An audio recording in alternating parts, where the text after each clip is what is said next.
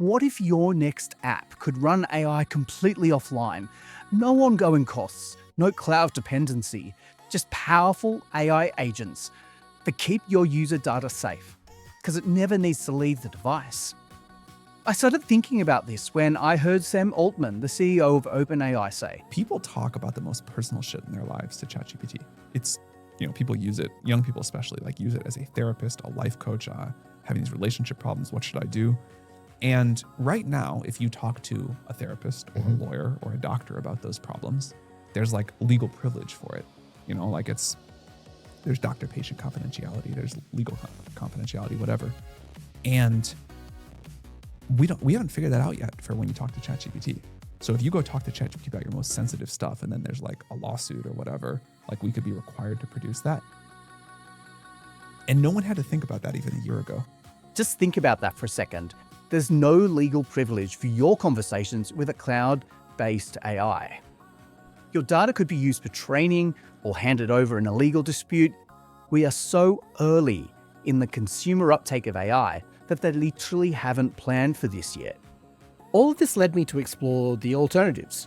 And it turns out they're not just viable, they're transformative. Today I'm going to show you how to add powerful, private, on-device AI to your apps in just a few clicks. Let's build.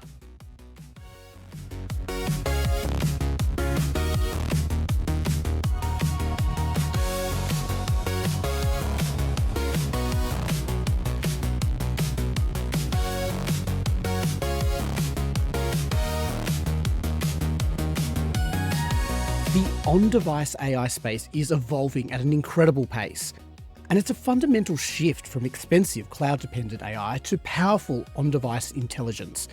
I've been testing the new Gemma 3N across different devices, measuring performance and building real apps using FlutterFlow. By the end of this video, you'll know exactly when to choose on-device over cloud AI, understand the cost and privacy advantages, and have the tools to implement it yourself. Let's start with a reality check about how AI actually works. Right now, most AI in your apps works like this. User input travels to a cloud server, gets processed, and results come back. That means every AI interaction requires internet, sends your data to external servers, and depends on network latency. On-device AI flips this completely. All AI computations, including transcription, summarization, translation, and chat, are performed on the device itself, ensuring privacy. No internet required, no data leaves the device, no waiting for server responses. This isn't just a nice-to-have feature. For many use cases, it's transformative. Think about a medical app handling patient data, or a translation app that needs to work in remote areas, or an app where users care about privacy.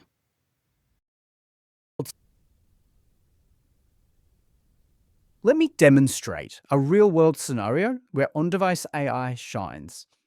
Real-time translation without internet. This is a Flutter app created in FlutterFlow using a new library on Marketplace. It loads up Gemma 3N 2B and runs, is able to have a chat conversation, and translates French to English, all completely on device. I'll show you how you can use this new library in your own apps later in the video.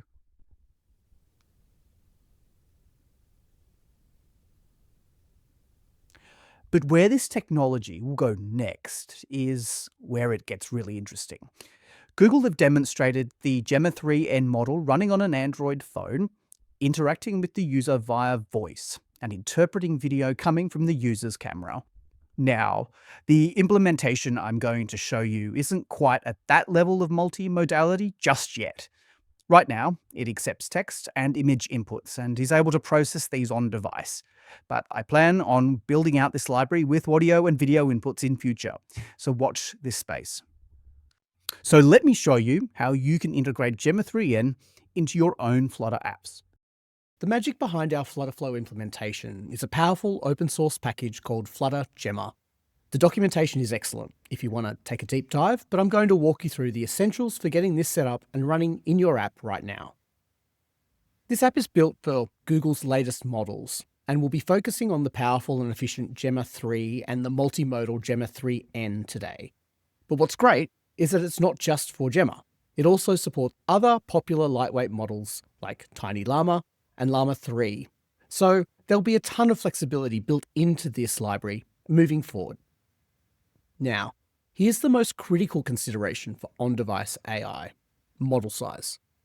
Remember, these models have to live on your user's phone. They aren't running on a massive server in the cloud. The Gemma 3N models we're using for our advanced demos range from about 3 to 6 gigabytes. For purely text-based tasks, there's a highly efficient Gemma 3 1B model that's only around 500 megabytes, so it's perfect for fast and efficient text generation. The first step is getting access to the models. They're stored on Hugging Face, and it can be overwhelming as there are a ton of variants of these models. For ease, I've included links to the 3 we'll be discussing today in the usage instructions of the library and in the description below. You'll need to agree to the terms of use before you or your app can download them. Now let's talk about that license you just agreed to without properly reading. The core of it is that you can include Gemma 3 or any Gemma models in your app, provided you 1. Include and make sure that any users you distribute to are aware of the terms. They must be passed along with any usage of the models. And Google are very clear that the library or anything derived from Gemma models can't be used in ways that violate the prohibited use policy. In the library, there's a pre-built page that includes the license, the intended use, and the prohibited uses, which you'll need to include in your final app as well. The library handles the downloading of the models from Hugging Face for you. So once you've agreed to the license, you've done everything you need to do here. Let's talk about how to actually get these files into our FlutterFlow project and start building. We'll start with the FlutterFlow library that makes this possible. The installation is straightforward. Just head over to FlutterFlow Marketplace and search for Gemma 3N. The library does most of the heavy lifting for you, but there's still 1 or 2 additional steps you'll need to do for your specific app. In FlutterFlow, head into Settings and Platforms and go to Advanced iOS Settings and set your minimum iOS version to 16.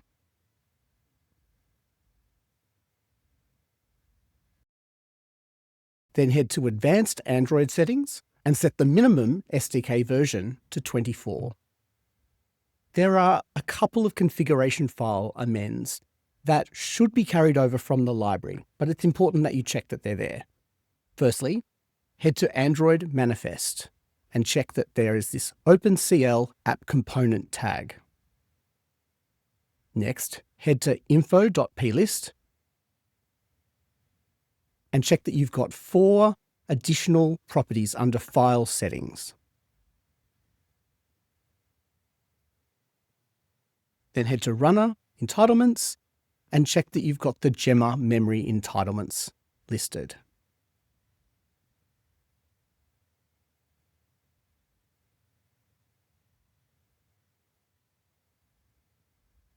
Finally, while this library doesn't support web just yet, we do plan to add web support in a future update. So you're ready for when the library's updated to support web, head to Web Deployment and add this script in the script header section.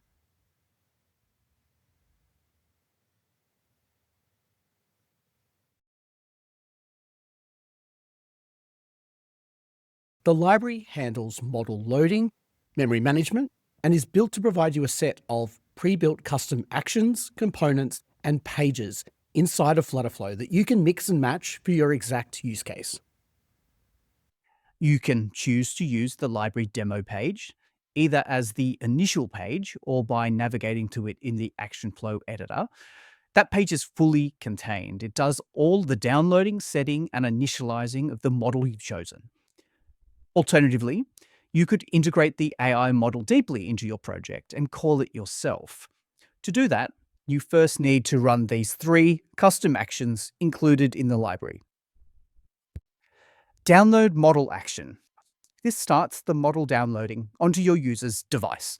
It will use the download URL you provided, which can be your own server link or a Hugging Face link.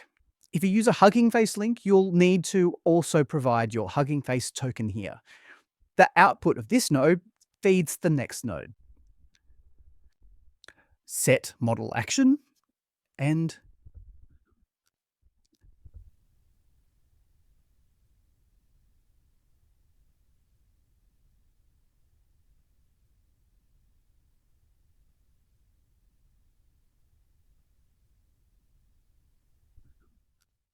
add initialize model action.